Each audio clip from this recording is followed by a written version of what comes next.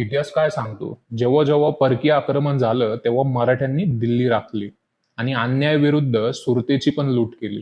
एवढा अग्रेसिव्ह आहे मराठी माणूस, पण तो व्यापार किंवा पैशासाठी कधीच अग्रेसिव्ह नाही झाला. आज जे जगात युद्ध चालू आहेत ना, तर सगळ्याचं मूळ कारण व्यापार किंवा पैसा आहे. सगळे देश आपल्या बिझनेससाठी अग्रेसिव्ह झालेले आहेत. मराठ्यांसारखा जर प्रत्येक देशाचा लीडर असता ना, तर अशा गोष्टींसाठी युद्ध कधीच झाले नसते. मराठी माणूस नाही बनू शकत टाटा अंबानी, कधीच नाही. आजची खरी परिस्थिती आहे की मराठी लोकांचे बिझनेस एवढे मोठे नाहीये जेवढे टाटा, अंबानी आणि इतर समाजांचे आहेत. असं का?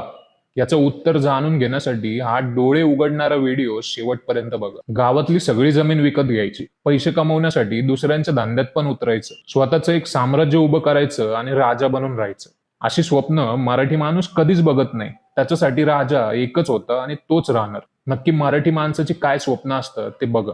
आई वडिलांना, मुलांना चांगलं सांभाळायचं, मुलांवर चांगले संस्कार करायचे, आपल्याला जे आवडतं ते काम करायचं, जमेल तशी समाजसेवा करायची, पोटापुरतच कमवायचं आणि आनंदात आणि मस्तीत जगायचं. पण पैशासाठी दुसऱ्याच्या पोटावर कधीच पाय द्यायचा नाही. मी एक सर्वेमध्ये मराठी उद्योजकांना सांगितलं की तुम्ही जो व्यवसाय करत आहात तो एक नंबर करत आहात, पण तुम्ही त्यासोबत दुसरीकडे पण पैसे लावले ना तर तुम्ही आणखी श्रीमंत होऊ शकता. मला सगळ्या मराठी यशस्वी उद्योजकांकडून उत्तर मिळालं की अरे आम्ही जे करतोय त्यामध्येच खुश आहे आणि त्यामधून जे उत्पन्न मिळतंय ते बस झालं. फक्त पैसे कमवण्यासाठी दुसऱ्याच्या क्षेत्रात कशाला उतरायचं?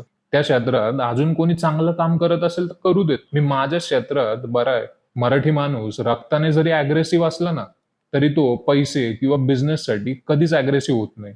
तीच शिकवण मिळाली आपल्याला. मराठी गुण्यागोविंदाने राहणारा माणूस आहे. पण याच वेळी इतर समाजातील लोकांचा ऍटिट्यूड कसा असतो बघा, की तू फक्त सांग की मी अजून मोठा कसा होऊ शकतो. मी लावतो तिथं पैसे, मला फक्त मोठं व्हायचंय. प्रॉफिट असेल तर भावाच्या बिझनेसमध्ये पण उतरतो. त्याचा धंदा कमी झाला तर मला काही फरक नाही पडत. त्या उलट मराठी माणूस कितीतरी पिढ्या व्यवसायात पण सामाजिक बांधिलकी जपत आलेला आहे.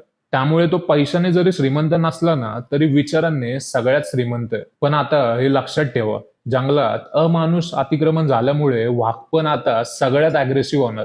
जय शिवराय.